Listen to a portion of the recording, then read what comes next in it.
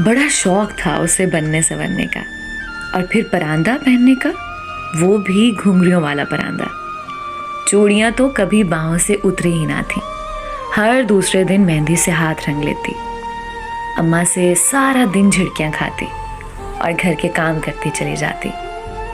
लड़की जात और ये चोंचले, ये लक्षण, लोग क्या कहेंगे? अरे अम्मा, लोगों का क्या है, लोगों को तो बहाना चाहिए बातें करने का। ये रोजाना का मुकालमा था जो उसके और अम्मा के दरमियान होता। अब्बा हमायत करते, मगर अम्मा के सामने उनकी भी ना चलती। मगर वो अपने मन की लाडली थी, किसी की क्या सुनती। उसका मन उसके लाड उठाता। अंदर की दुनिया में बड़े रंग बिखरे थे। बहुत प्यार था उसे अपनी दुनिया से। फूल, तितलियों, बादल और बारिश से मोहब्बत थी। चेहरे पर मासूमियत और बला का सुकून था। देख अम्मा, एक परांदा ही तो मांगा है। रोज अम्मा से एक ही फरमाइश, अम्मा घुंघरियों वाला परांदा ले दो। अम्मा ने सादा परांदा लेकर दे दिया।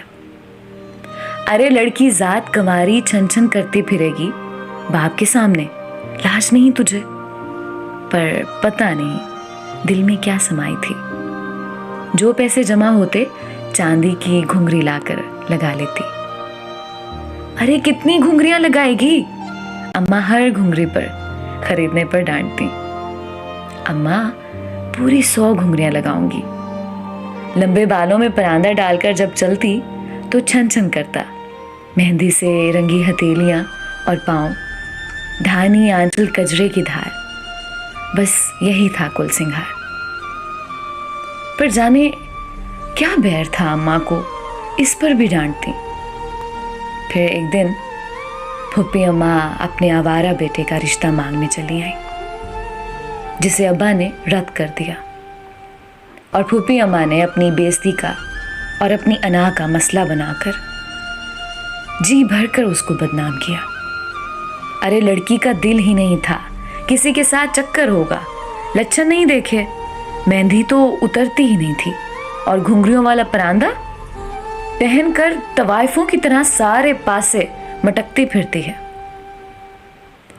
अब्बा मुंह दे दे कर रोते, बेटी की रग रग से वाकिफ थे। एक रात जी में आया कि बेटी का हाल पूछ लूं। रात का पिछला पहर जाए नमाज पर बैठी घुंघरू गिनती जाती। अब्बा एक तरफ खड़े देखते रहे। 33 बार सुभान अल्लाह, 33 बार अल्हम्दुलिल्लाह और 34 बार अल्लाह अकबर पढ़कर बोली, अल्लाह मैंने तो तेरे लिए 100 घुंघरू लगाए थे, अब तू जान और तेरे बंदे जाने। अब्बा के पीछे खड़ी अम्मा ज़ारो ज़ार रो रही थी। वो दिन के जब मेरी आवारगी के चर्चे थे, कसम खुदा की बड़ी पारसाई के दिन थे। पता नहीं क्यों माँ बाप की लाडलियों को जानवरों की तरह टटोला जाता है। किसी का रंग, किसी का कद तो किसी का कुछ। इतना तकलीफ दे मरहला तो रुखसती का नहीं होता जितना ये रिश्ते तय होने या ना होने का होता है।